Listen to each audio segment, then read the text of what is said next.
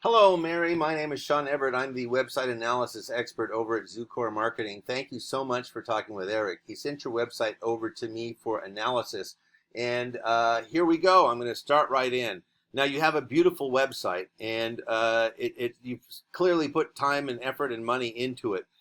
So the only thing I can say is that the homepage might be a little too simple. You do divide things into commercial and residential, which is great because those are separate sort of industries that people are looking for separately. But here is, well, let me show you what I'm going to do next. Your beautiful website is something that people, when they arrive at it, will say, "Oh, this is great. I can click on stuff. It's interactive. It's colorful, and it's not got a nice color theme going on."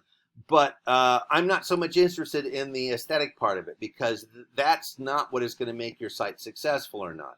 Once people get here, they'll be happy that they got here, but getting them here is exactly what I'm going to talk to you about. Now, the first thing I do is I go and I look at this paid tool that I have called Ahrefs, and it gives me the metrics of your site. This is your site, www.authenticroofing.com. Now I'm going to show you something right off the bat that I normally don't do. The amount of clicks you had last month as a result of a Google search were 0. All right. So here is the Google search, and I'm going to show you why it was 0. Google has an algorithm that determines the placement of absolutely everything, and you and I both know how much we use Google. So, and how far down we scroll for that matter. Now at the very top for a business, you're going to find this here, these folks, we call them the Map Pack. Now, they got there by filling out a Google business profile. And that's like a Facebook profile, but for your business. Now, the next thing that I'm going to show you is this. These are what we call the organic search results. These are completely and wholly the result of the Google algorithm. And the algorithm is looking for certain things. It's not a secret. It's been well studied, and Google even tells you what it's looking for. And that is they want content. They want content, and they want well, I'll get more into that in a second here. I'm going to show you. This is Joe's Roofing. Now, here they are. I'm going to show you their website. Nothing special to write home about. It's got a video, which is nice, from some drone. But like I said, the way that the website looks isn't as important so much because people will click on this site or they'll click on that site. Now, oh, I moved it over accidentally. There we go. Now, the first thing I'm going to do is I'm going to show you this. I'm going to take your website and cut and paste it into this Word document. You have 74 words on your home page. Now, I'm going to do the same for Joe's Roofing. They were the one that were #1 in the search results. I'm going to put them into a word counter, and they have 1,902 words. Now, in terms of competitiveness, when you're in a competition, a competitive business, as everybody is, what you want to do is beat your competitor. And I can tell you that, in this case, 74 does not beat 1,902. Now, this is a Google homepage. Google expects your homepage to have somewhere around the region of 1,500 words in it, but not just any words. The words that are there are important, and that's what will help the placement of your search results. Now, these are not random search results. They are put there because of the way that these websites satisfied the Google algorithm. Now, I'm going to show you here, again, are the keywords that you have in your website. And this is all of your website, the subdomains, everything. You have two keywords. Now, the keywords are something that Google expects you to have in your website because they are part of your industry. Now, Google doesn't know what your industry is. It just knows that when I type in that search right there, it takes every single little website that shows up underneath that, which they assume are within your industry. It takes all of the words out of them. It strips them out. It counts them.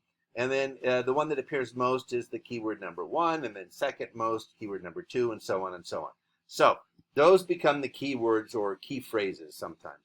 And your website is underwhelmed with keywords, and it's not hard to get those in there. They're just words from your industry, like gutter or soffit or flat roof, those sorts of things. Now here's what Joe's Roof has. They have 132, so they're not beating you by much.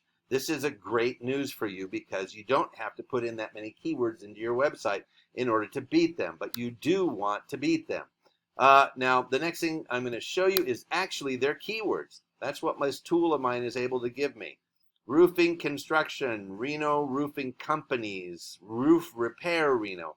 You see, it's a lot of variations on a theme that are all relevant because that's what people search for. And like, for instance, it says here, roofing contractors, Reno, Nevada. It could say roofing contractor, singular or plural. Roofing companies, roofing company. The algorithm doesn't know. See, there's contractor without the S on the end. The algorithm doesn't know the difference between singular and plural. It's an algorithm. It has no intelligence whatsoever. It's just looking for the most of whether it is. And if people put in contractor or contractors, that's just a version. They're two different searches according to the algorithm because they're different words. Now, here's an example. If I were your web designer and I hid somewhere in your site the phrase, gorillas like bananas, somebody is going to one day type that into a Google search and your site's going to come up and they're going to wonder, why is this roofing company in Reno coming up under this search? It makes no sense. Well, the inverse is true. The reason you're coming up is because that's in your website. And the inverse of that, if it's not on your website, it's not going to come up. You know what I'm saying? So that will prevent you from being in the Google searches. So you want to have more keywords in your Google search. Next, I'm going to show you about your backlinks. You have 12 of those. Backlinks are where you have a link on somebody else's site that refers back to you. So for instance, Yelp or Super Pages or Yellow Pages. Now, you have 12. Joe's Roofing has 499. So again, it seems like a lot, and it's not really a lot. It's fairly easy to get your backlinks up, and I'm going to show you their backlinks. Expertise.com, Yellow Pages, I mentioned that one. Yahoo, Super Pages, This Old House, Best Rated. There's a whole bunch in here that you could be on. You want anything that's rated, say, 70 and above. And as you can see, there's only about, 17, 18 that are rated 70 and above. Now, there are a lot more that are rated 70 and above. Angie's List is one of them, and it's rated at 90. And the way this rating happens is, this is called the domain rating, and it shows the strength of a domain's backlink profile. In other words, for instance, like expertise.com, there's a lot of sites that say, if you're looking for information, go to expertise.com. So there's a link back to that site. Now, that means it has a high profile. Angie's List has a 91, so it's even higher than expertise.com.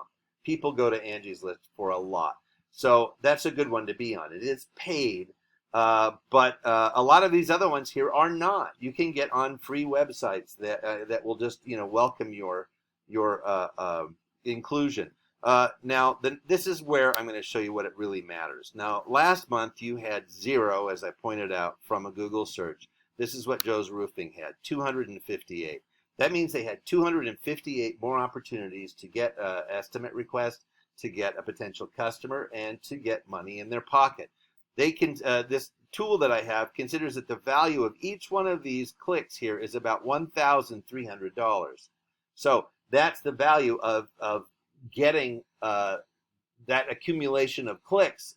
That's how much you would get in your pocket as a result of having that many clicks. So you're essentially leaving money on the table when, I am using a gambling term, aren't I? It didn't really occur to me till just that moment. You're leaving money on the table by not having yourself higher placed in these Google searches. Here's what I'm going to do. I'm going to scroll down fast. Bump. That was a bump stop. That's at the bottom of page 2. Nobody is going to scroll much below that. Anything that's above that is what they're going to consider sufficient for their search results. And you need to be above that. So listen, I've given you some things that you can do yourself to help your website. 1, get on the Google Business Profile. 2, get some more keywords. And 3, get some more backlinks, and that will help your standing in the Google just tremendously. We know what the algorithm wants. Now, I hope I have given you some helpful things that you can do. And you can do them yourself, but they do require a level of expertise and experience, and that's where Eric comes in. He would be glad to guide you through the next steps. And other than that, you have a great rest of your day, and thank you so much for watching.